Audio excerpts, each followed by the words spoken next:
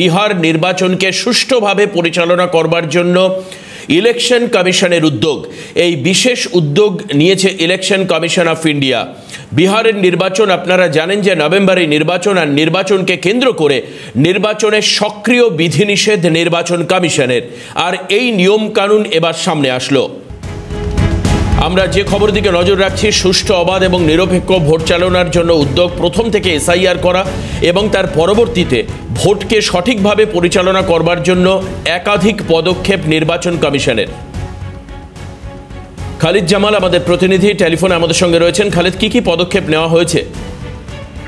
দেখো, বিহার বিধানসভা সহ যে 8টি উপনির্বাচন রয়েছে সেখানে কিন্তু কড়া পদক্ষেপ গ্রহণ করছে জাতীয় নির্বাচন কমিশন। ইতিমধ্যে আমরা জানি যে নির্বাচনী পরিচালনা করার ক্ষেত্রে পর্যবেক্ষকদের নিয়োগ করা হয়েছে। বিশেষ করে বিহার বিধানসভা নির্বাচনে প্রথম দফায় 121 জন সাধারণ পর্যবেক্ষক এবং তার পাশাপাশি 18 জন পুলিশ পর্যবেক্ষককে নিয়োগ করা হয়েছে।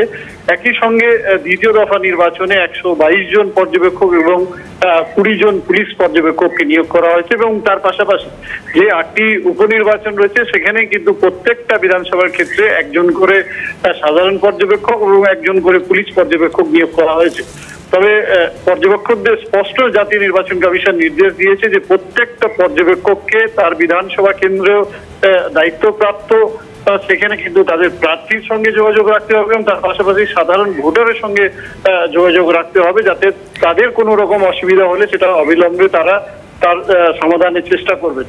তার পাশাপাশি তাদেরকে স্পষ্ট নির্দেশ দেওয়া হয়েছে যে নির্বাচনী এলাকাতে যাতে কোনো রকম মদ, গাঁজা বা টাকা পয়সার লেনদেন বা কোনো রকম প্রলোভন যদি হয় তাহলে সেখানে অবিলম্বে ব্যবস্থা গ্রহণ করতে হবে এবং তার জন্য সমস্ত প্রশাসনিক যে ব্যবস্থা রয়েছে সেই ক্ষমতা তাদের প্রয়োগ করে তারা কিন্তু ব্যবস্থা গ্রহণ করবে বলে জাতীয় নির্বাচন কমিশন তাদেরকে নির্দেশ দিয়েছে। একেবারেই ধন্যবাদ খালিদ, তুমি আমাদের সঙ্গে থাকো। আর এবার পরবর্তীতে যে খবর